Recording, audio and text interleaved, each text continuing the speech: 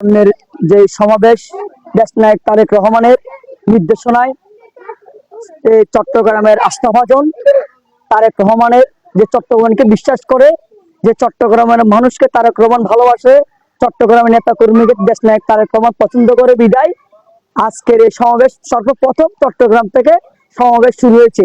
এই সমাবেশ আমরা চট্টগ্রাম মহানগর সাবেক যুবদলের সভাপতি মুশফিকুর ভাইয়ের নির্দেশে এবং আমাদের কুলফি থানার সুযোগ্য নেতা, মাটির মানুষের নেতা হেলাল হাসির নেতৃত্বে আজকে আমরা প্রায় 2000 মানুষ যাবো। ইনশাআল্লাহ আমরা কিছুক্ষণের ভিতরে রওনা দিব এবং দেশনায়ক তারেক রহমানের ভোটার অধিকার রক্ষে মানুষের শক্তিতে এবং আগামী দিনে আমাদের যে একটা ঐক্য রয়েছে, এই ঐক্য যে আরেকটা পেশিবাদ বাংলাদেশে তৈরি হচ্ছে, এই পেশিবাদের বিরুদ্ধে আমাদের তারুণ্যের যে সমাবেশ শুরু হয়েছে, আমি আল্লাহ রাব্বুল কাছে দোয়া করি যেন এই তারুণ্যের সমাবেশটা সফল হয়, সুন্দর দৃষ্টিতে করতে পারে এবং দেশনায়ক তারেক রহমানের নির্দেশনায় আমরা যেন এগিয়ে যেতে পারি।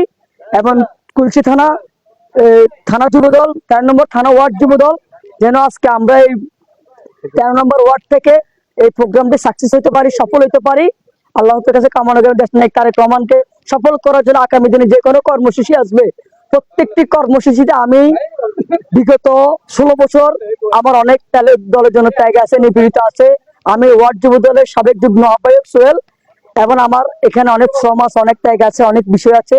যারা আমাকে চিনে তারা জানে। বিশেষ করে যে আজকের এই তারুণ্যের যে সমাবেশ, এই সমাবেশকে সফল করার জন্য বিপুল পরিমাণে আমার কুলসি থানা আহ্বায়ক হেলাল ভাই, মুসা ভাই, আবির ভাই সহ আমরা সর্বোচ্চ আকারে চেষ্টা করতেছি।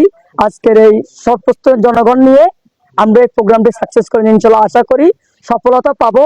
পাবলিক আমাদেরকে সাড়া দিয়েছে এবং আমাদের পক্ষে রাজপথে মানুষ নেমেছে, দেশনায়ক তারেক রহমানের পক্ষে মানুষ নেমেছে। আমরা মানুষকে অসংখ্য ধন্যবাদ জানাই।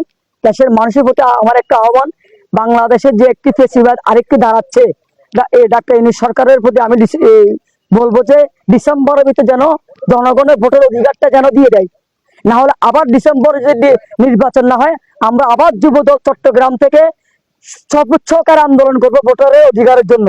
আজকের যে সমাবেশ ভোটারের অধিকারের জন্য।